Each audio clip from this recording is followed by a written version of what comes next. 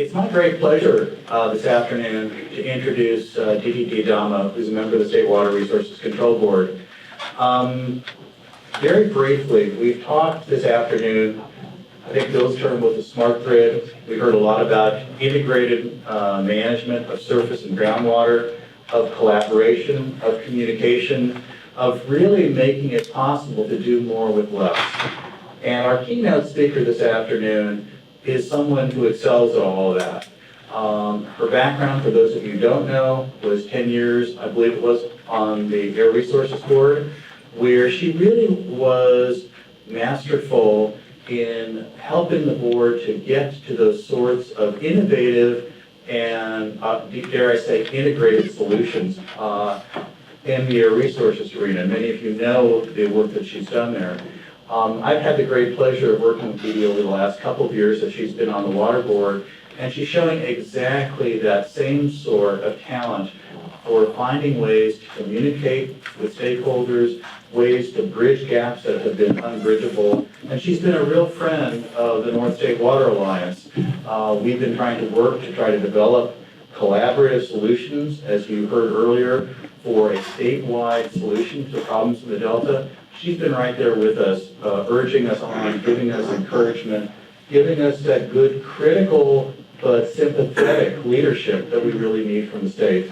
So this afternoon, I'd like to ask you all to welcome DDD Adama. It's our great pleasure to have her here as our keynoter.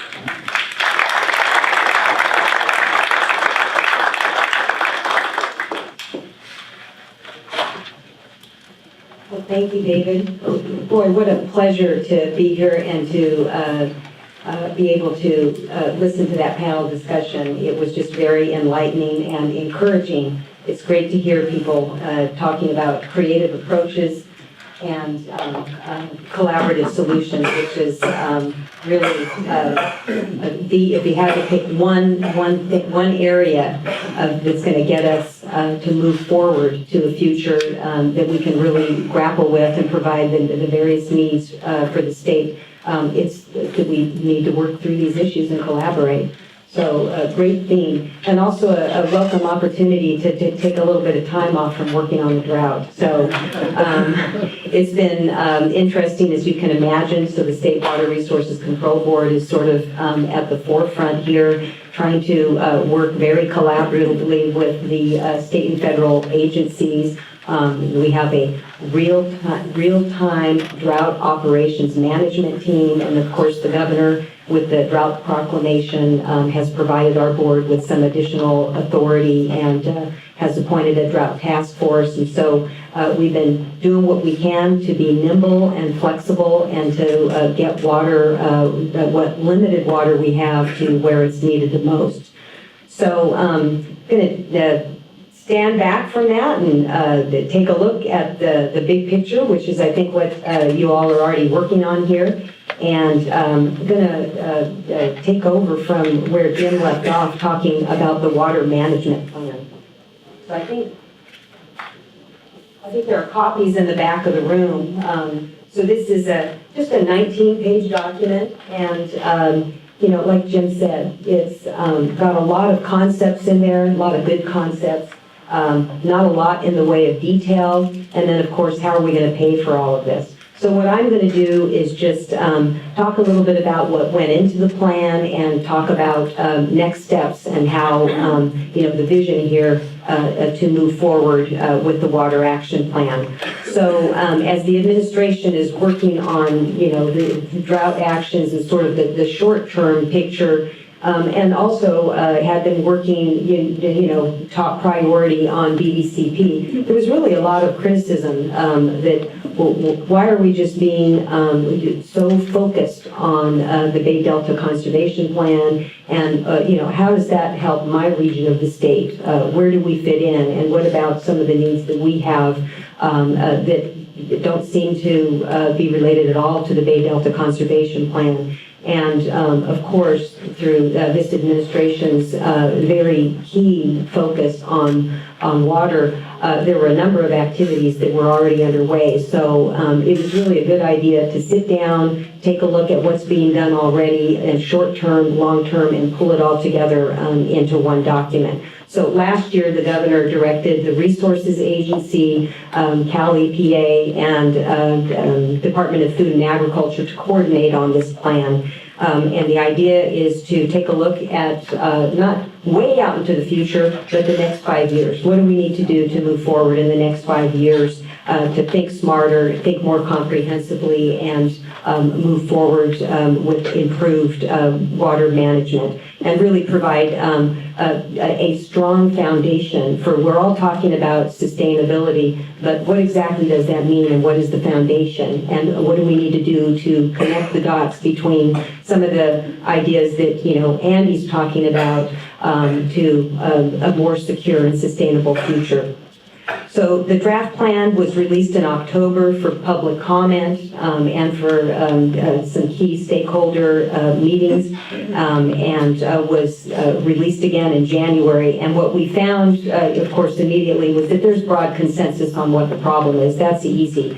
Uncertain water supplies, scarce water supplies, sort of the conflict with the regulatory requirements, declining groundwater basins, water quality challenges, drinking water challenges, declining native fish species, and loss of important wildlife habitat that Jay talked about, flood risks, supply disruptions, and of course population growth and climate change. So we all know what the problem is, and of course there's no silver bullet or single projects that will fix the problem. So instead what the plan does is lay out a portfolio of actions to comprehensively address these challenges, looking at 3 main objectives. And I have to say, it's really in line with where the Alliance is anyway. So it's interesting. I think we're all getting to the place where we're articulating our goals in a very similar fashion. So number 1, more reliable water supplies.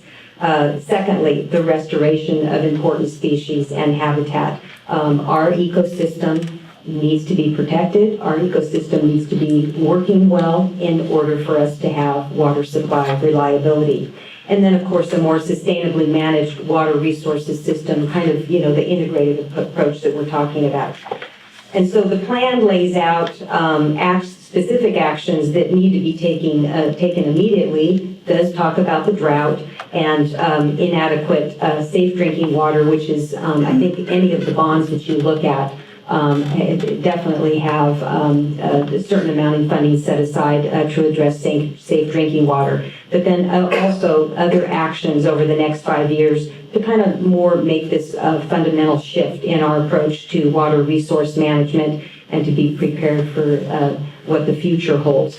And, you know, in a nutshell, we're talking about the big picture and all the little stuff in between, pretty much all of the above. We really need to be doing it all. There is no one silver bullet.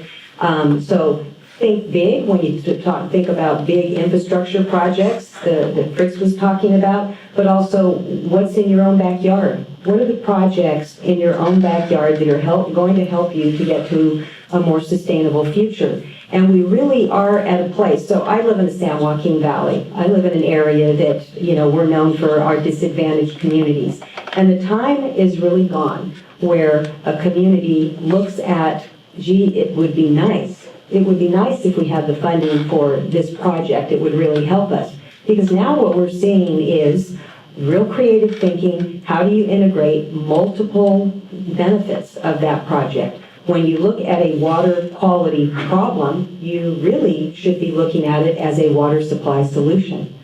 When you look at flood control problems, really should be looking at it in terms of a water supply solution. And so we're seeing that folks are thinking much more broadly, not these challenges really can turn into solutions, and to be looking at partners.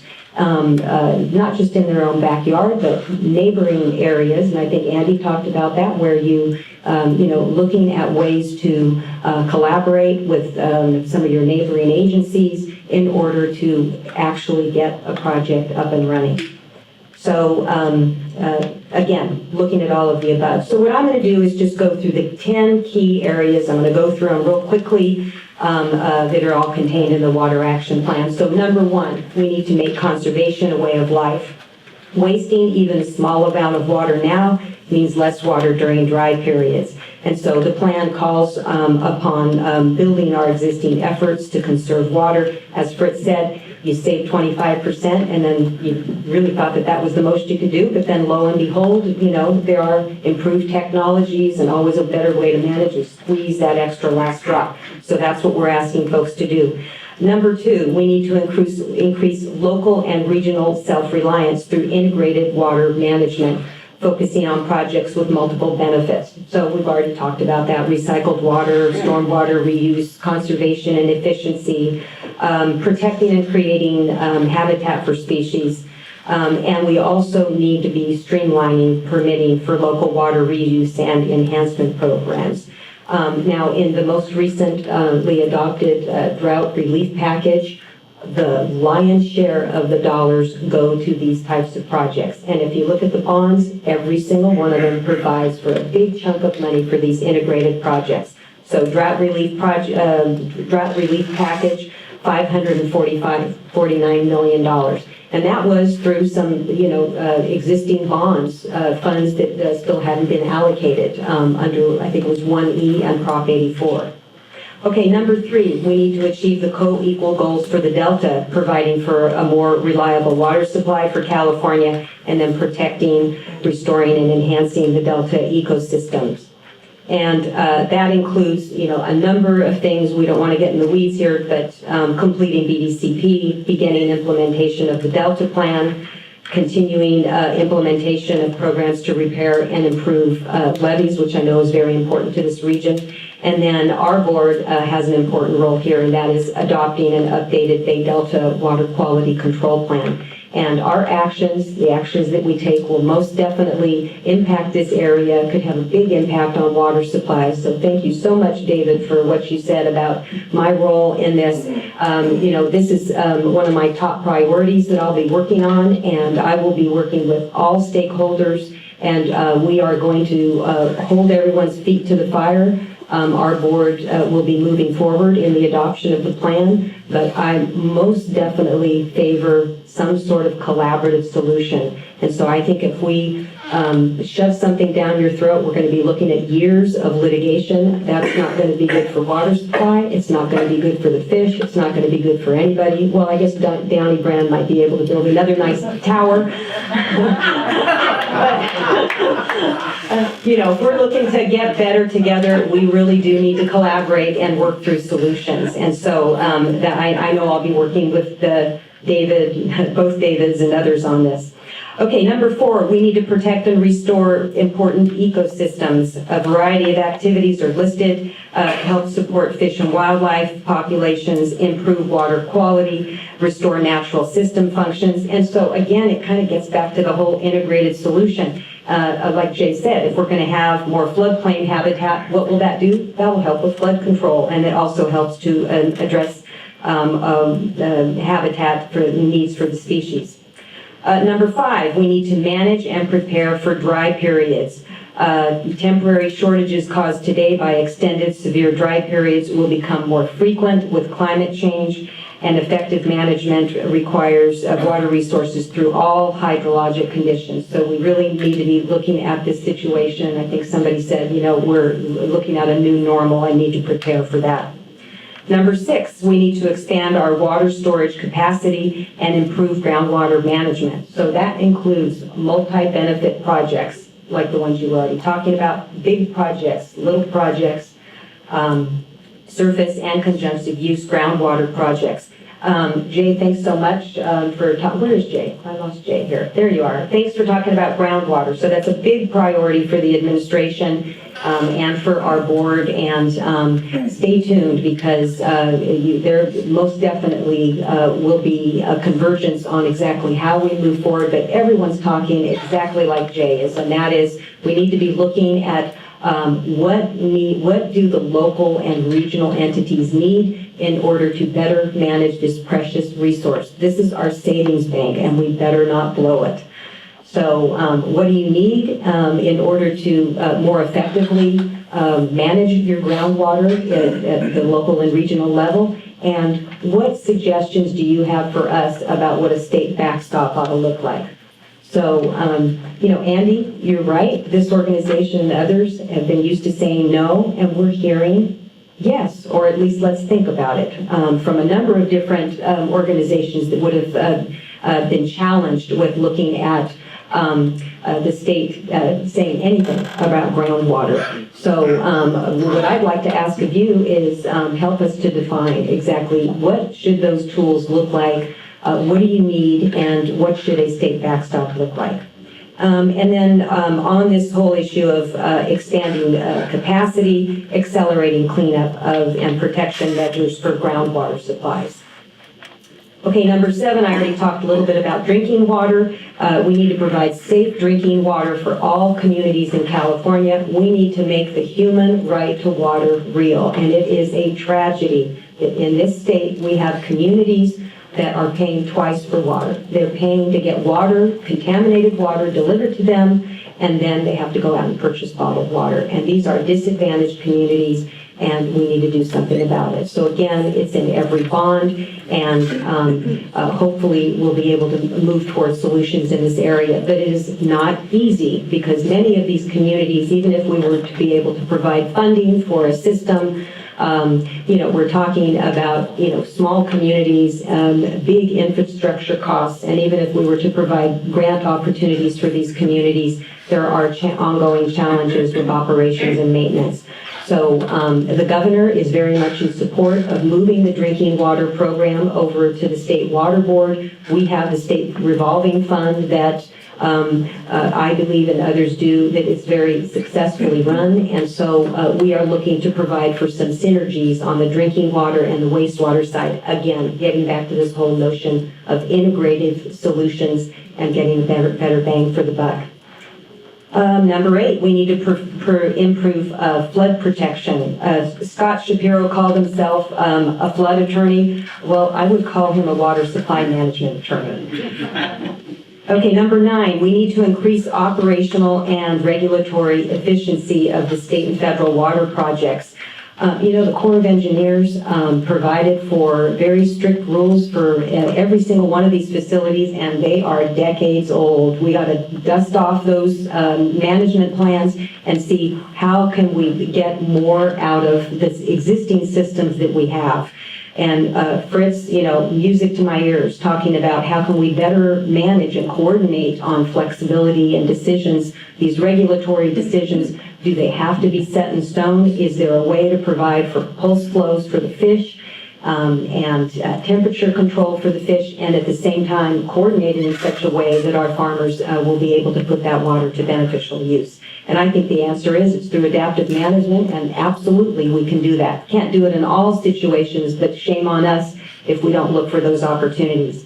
Okay, number 10, we need to identify sustainable and integrated financing opportunities. And this gets to what Jim was talking about. This is very expensive stuff. And yes, the plan does say, it's got a variety of funding sources, bond funds, cap and trade, auction revenues, some creative approaches, but a lot of the same stuff that we've been talking about for years: ratepayer dollars, local incentives, beneficiary fees, user fees. So this has to be a priority, and it's really our job to connect the dots to the public in order to get support. So I'm going to transition now. I was asked to talk, about the Water Action Plan, but then also provide some advice to you all on how to move forward. And there's very little I have to say. The main thing I have to say is thank you so much for pulling together. I just think it's terrific that you all have decided that your approach is going to be, instead of saying no, say what you like.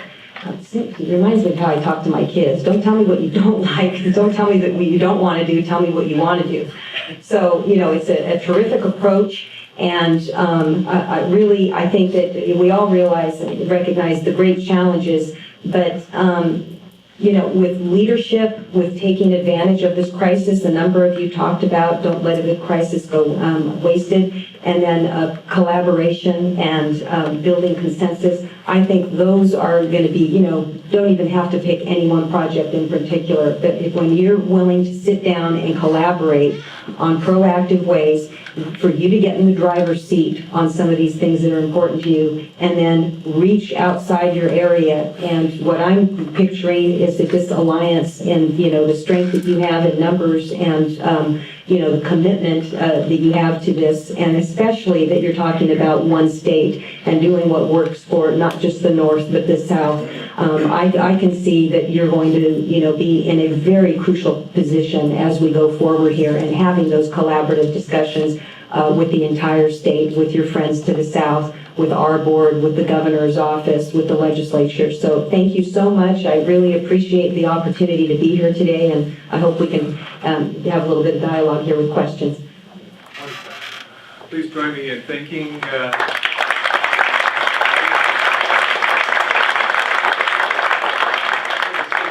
about 15 minutes for Q&A. So, David. Thank you for being here. We appreciate that very much. I'm Dave Brennan with Placer County Water Agency. We really are looking for ways to work collegially together, understand the dual goal of water reliability and the interest of the ecosystem in the Delta. I think Andy illustrated the key concern when the Bay Delta plan came out. We really could use you and the State Water Board to be a facilitator. It projected that with climate change, 1 out of 9 years, Folsom would go to dead pool. And in fact, just 2 months ago, this very day, that's exactly where the area was headed. And the lower American River would be sacrificed, and the cities of Folsom, Roseville, and Granite Bay would have no ability to have water to divert. That's an unaccepted scenario, and yet here it is in a state plan called the Bay Delta Conservation Plan that everyone's told hug and embrace it. And we're saying, but for this, why would we do that? We really could use that regulatory assistance to work on that key issue. And I think that would, at least for our region, be the most critically important attribute we have, because to try to be able to have water supply diverted from Folsom, do water conservation, have all the right ethic you and I and all of us would like to see, and then go to the tap when it's dry, because for Metropolitan Water District of Southern California General Manager, who have bragged in the media 2 months ago, we have no water shortage. We have all of Northern California's water supply in our reservoir.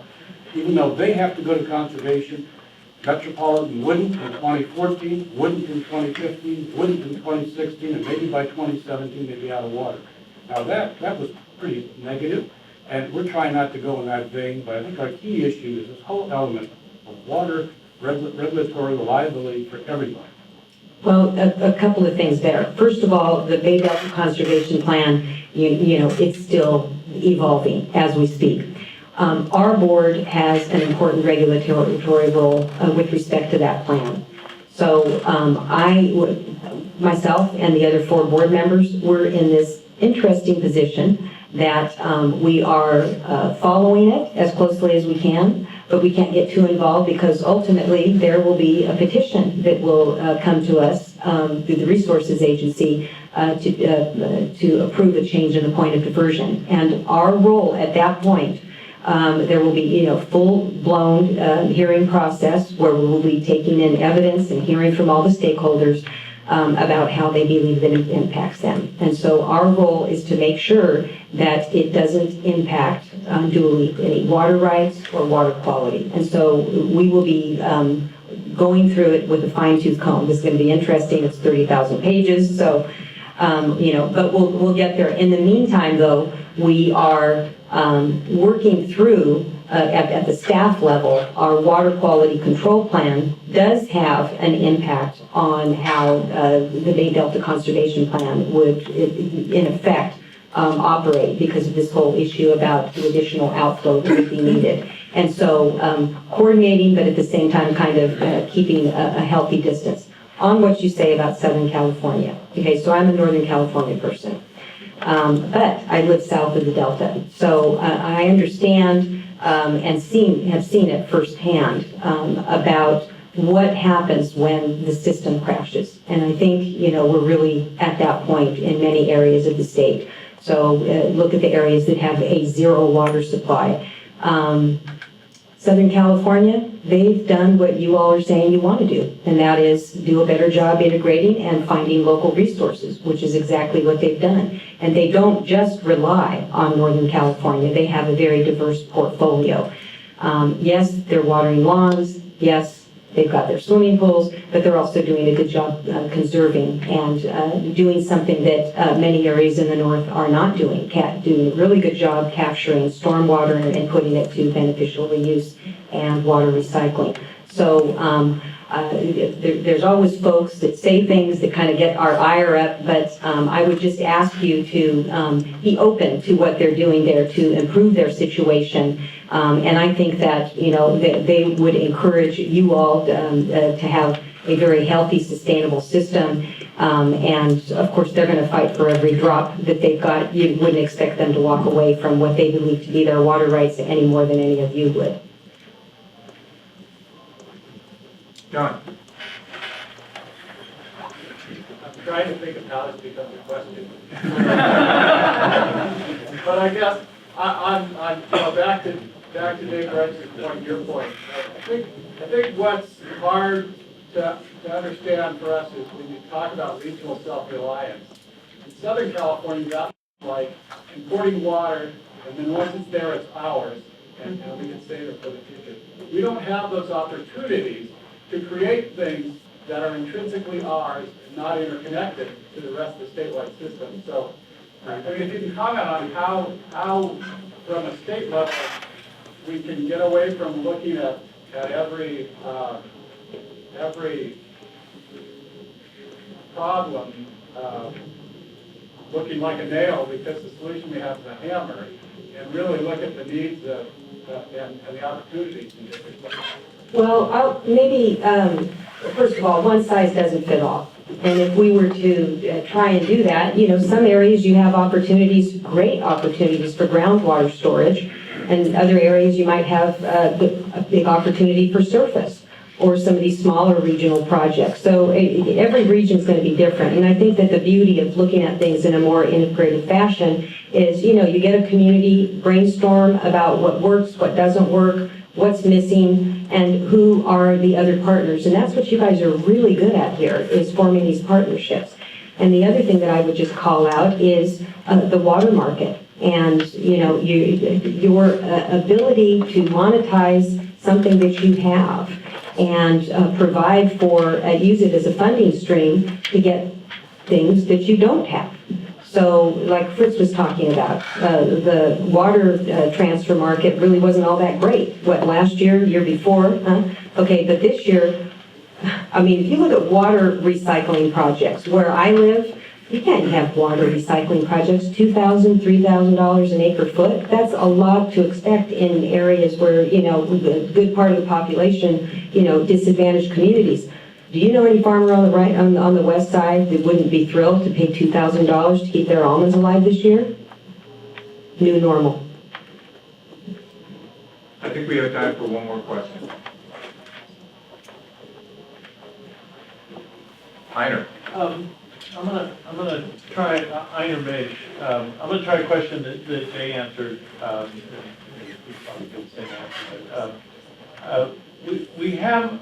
It seems to me that one of the things that we learned this year in the drought is that our environmental objectives that we have over the long term seem to have been inconsistent with the environmental objectives we needed to have more in the short term in order to get through the drought. In other words, we were operating to meet a long-term objective, and we sort of overtaxed our reservoirs and had to do a real quick pullback to that. And so I'm just wondering if you have any thoughts about kind of the distinctions between, you know, moderating long-term versus short-term goals on, you know, environmental objectives. You're talking about environmental releases? That have run down the reservoirs? Yeah, I think that there were some releases in anticipation that it's going to rain, it must rain, it always rains. And then we found ourselves in a situation where it was very, very dry. And things were extremely low levels, especially at Folsom, but I think Shaft as well. And the result has been a real negative impact on the environment this year, that as well as on the economy. And so is there a way to kind of even that out from a regulatory? Well, one of the goals in the water action plan is to look at this issue of better operations. Can we be more flexible, adaptive management? What can we do to kind of have multiple benefits of the releases that we do have? But I mean, I have to say that I'm really in learning mode in all of this, because when the temporary urgency change petitions first started to come before our board, first of all, I mean, our board doesn't even act on them because we got to go fast. And so our executive director has delegated authority. And this whole issue of carryover storage and, you know, how little water we have in the reservoirs, how much should we have had, what if the projects were operated a little differently? So I'm really in learning mode to better understand project operations. But the one thing that I feel very strongly about is that we have a lot of really smart people that worked on project operations. And we need to expect them to, at least initially, be proposing these plans. And proposing them in such a way that they collaborate with the fish agencies and all the different agencies, and then also talk to people like Fritz to hear about how they plan on using the water and when they need the water, so that we can get, you know, dual objectives here met with environmental releases and water supply. Okay, I think that's all the time that we have for this portion of the program, so please join me in thanking. To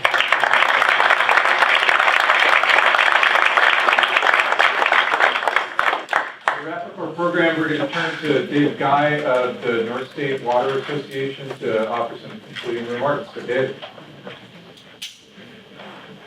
Thank you, Bill. Thank you, Dee Dee, and others. Thanks all for joining this effort today here to help us advance the cause for comprehensive water solutions and helping to meet our water supply reliability and environmental sustainability goals, especially here in the North State.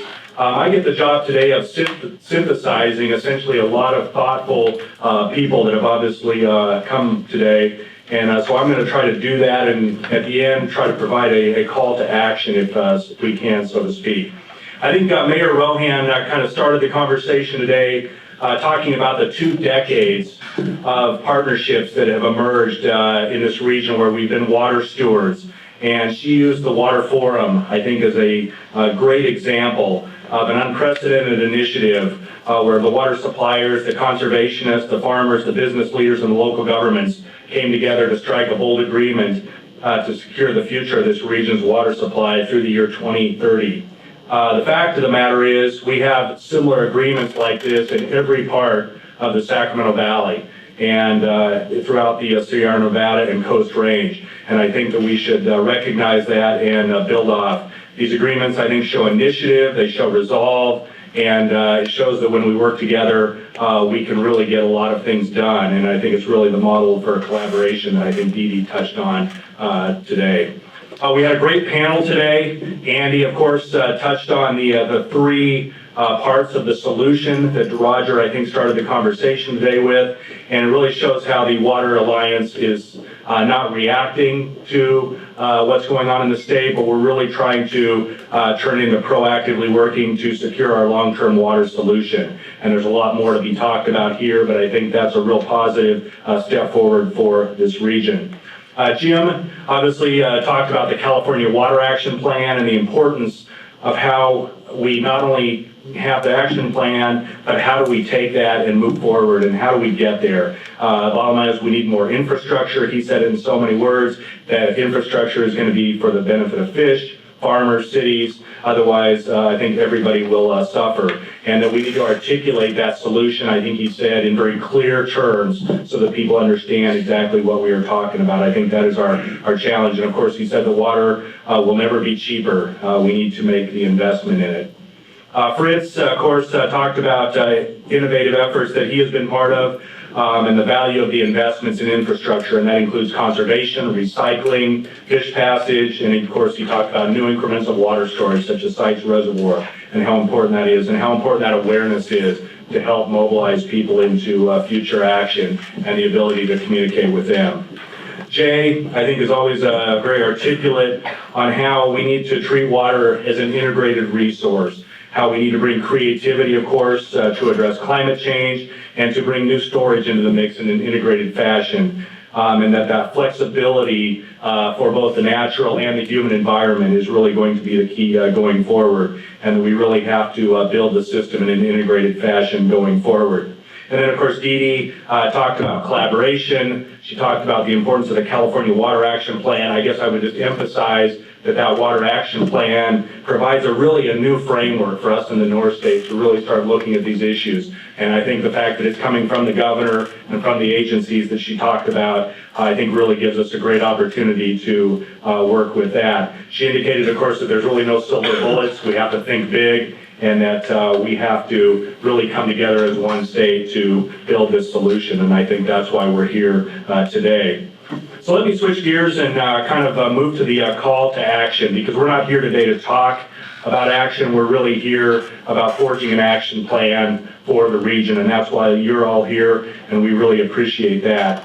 Roger started the conversation, I think, today with kind of a call to action, and I think we need to really start working with both the Obama and Brown administrations, as well as local and federal state lawmakers, to set in place a statewide operational plan that reflects and recognizes the inherent link between the water supplies in this region, in the North State, and the rest of the state of California. On February 24th, the North State Water Alliance provided the governor and other leaders in California with a document that's over on the table. It talks about the North State implementing the California Water Action Plan. I encourage you to take a look at that. And what was important is in that document, we called out the three-part solution that has been discussed today in several ways, and we basically said that now is the time for progress to develop the infrastructure and the regulatory and operational certainty to achieve these objectives. Specifically with respect to those three areas that Roger started today with the operational certainty, I think we all recognize that our region is dependent upon the Central Valley Project and the State Water Project. I think probably more than any of us would like to admit at times.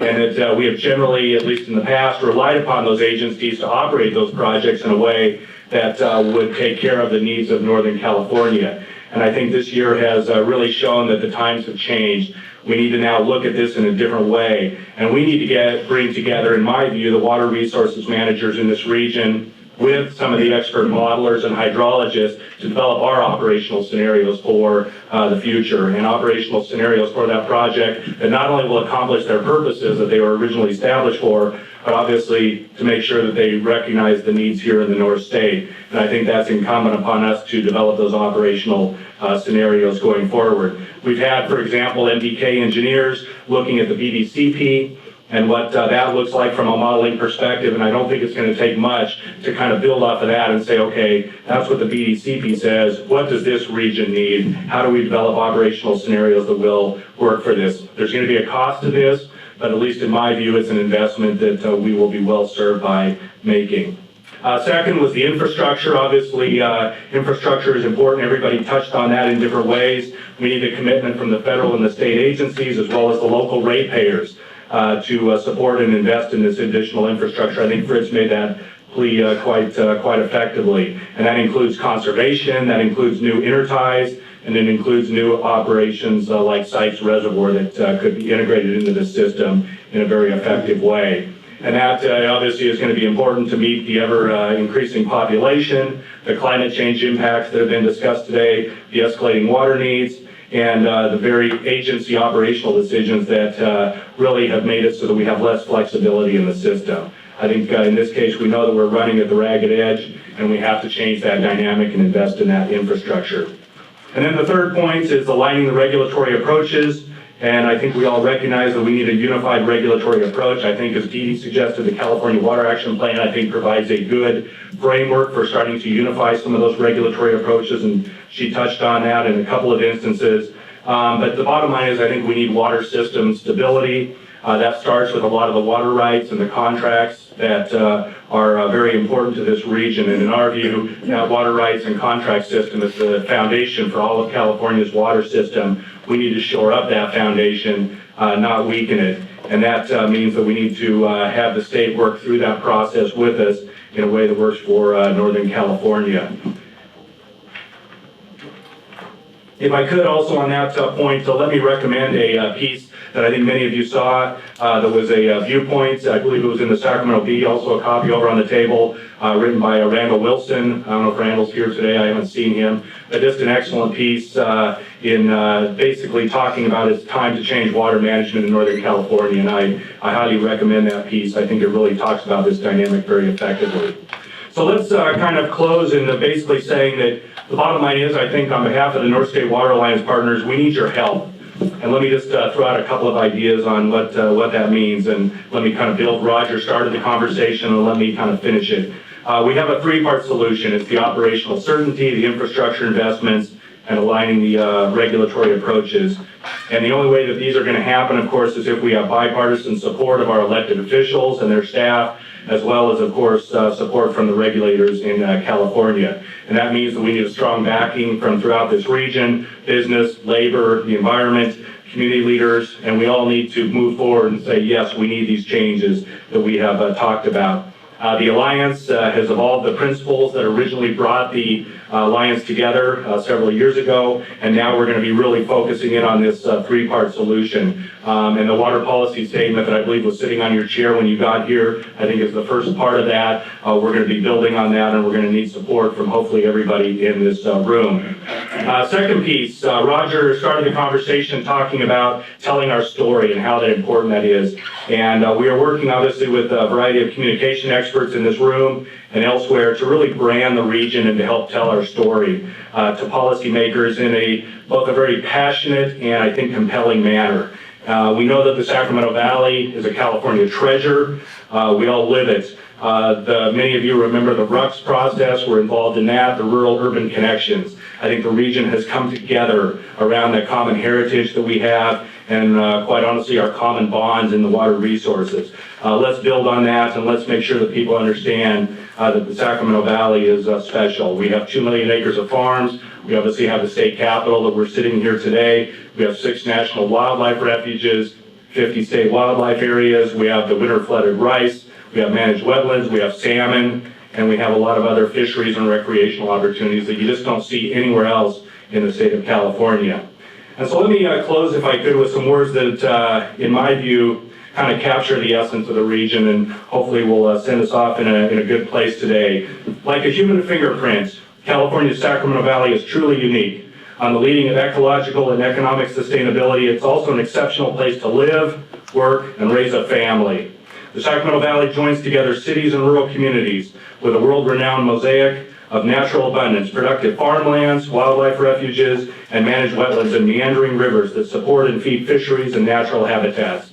Through the efficient water management of the region's resources, the Sacramento Valley will continue to provide what's essential to California's future success and prosperity: a special quality of life, nourishment and sustenance from the fields, habitats for fish and wildlife, and recreation. The Sacramento Valley is home to all of this and more. On behalf of the North State Water Alliance partners, if we could, we hope that you will stick around. Crocker and Crocker is graciously hosting a reception, I believe, next door at the cafe room. And so we hope you will stick around. And on behalf of the partners, thank you for joining us in this effort, and we'll look forward to future engagement. Thank you.